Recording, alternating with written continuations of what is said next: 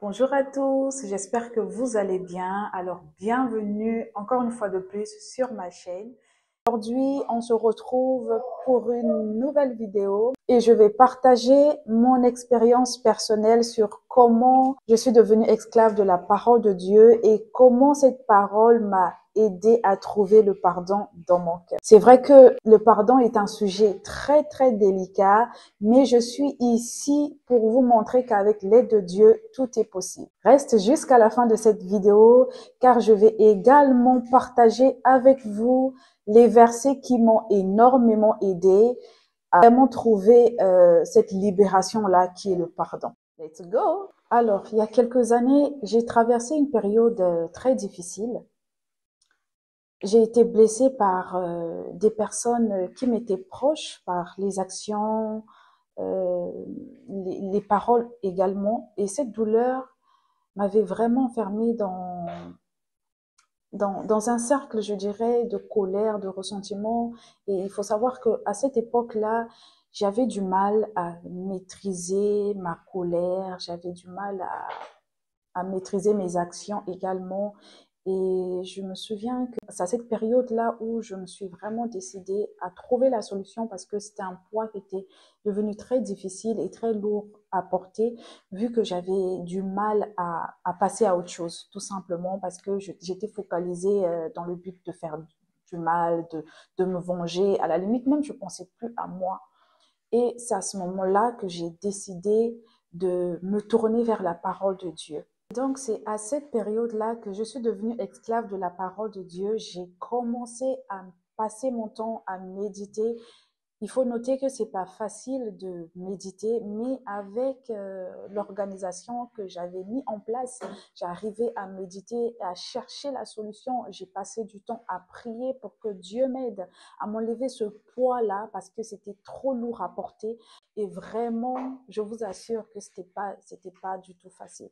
Et étant esclave de la parole de Dieu, à chaque fois que j'avançais avec la méditation, avec cette découverte de la parole de Dieu, j'avais toujours des alertes dans ma tête.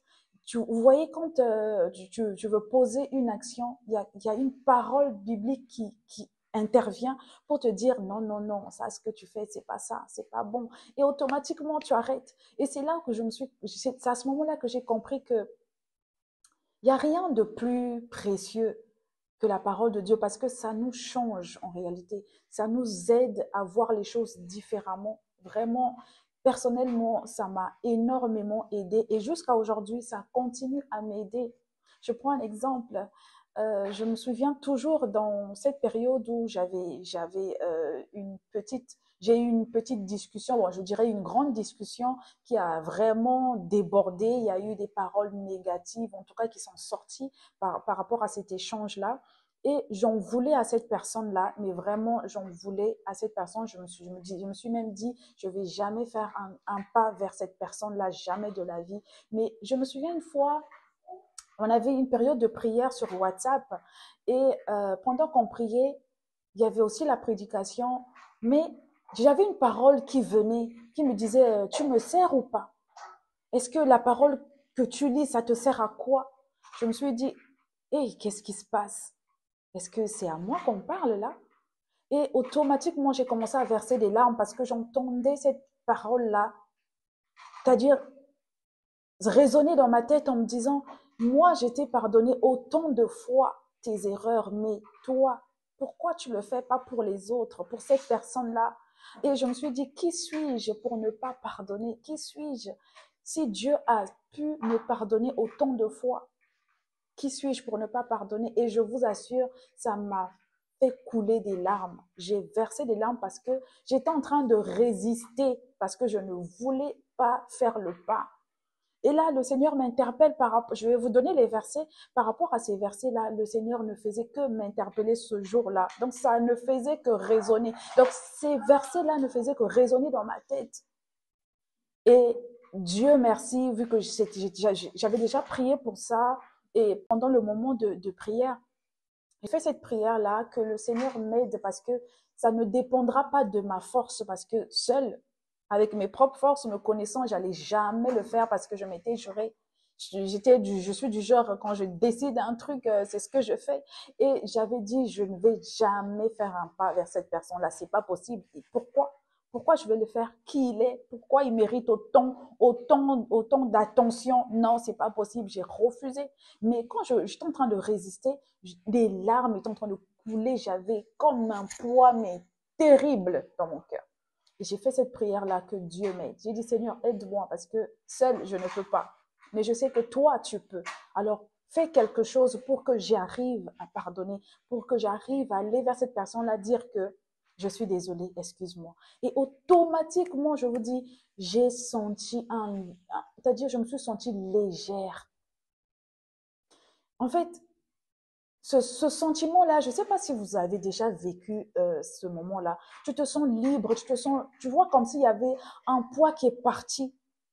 Et j'ai pris mon téléphone, j'ai fait un message à cette personne-là pour dire que je m'excusais, mais c'était me connaissant, j'allais pas pouvoir le faire, c'est pas possible. Mais je me suis rendu compte que c'est pas moi en fait. Et je me suis rendu compte que je suis esclave de cette parole-là. Et la parole de Dieu, je suis tellement esclave de ça que à chaque fois, ça m'interpelle. Il y a quelque chose de mal qui se passe et que j'arrive pas à faire le premier pas pour dire que je dois pardonner. Et je sens que cette parole-là m'enchaîne, cette parole-là m'interpelle. Je vais vous parler de ces versets-là. Alors, le premier verset, c'est dans Éphésiens 4, 31 à 32. Je lis que toute amertume, toute animosité, toute colère, toute clameur, toute calomnie et toute espèce de méchanceté disparaissent du milieu de vous. Verset 32. Soyez bons les uns vers les autres, compatissant, vous pardonnant réciproquement, comme Dieu vous a pardonné en Christ. Ce verset m'a ouvert les yeux, je dirais. J'ai longtemps réfléchi à ça. Et ce verset, comme je vous ai dit, ça ne faisait que résonner dans ma tête. J'ai un autre verset, reste avec moi. Alors, le deuxième verset, c'est dans Matthieu 6, 14 à 15, je vais lire. Car si vous pardonnez aux hommes leurs fautes, votre Père céleste vous pardonnera aussi. Le verset 15.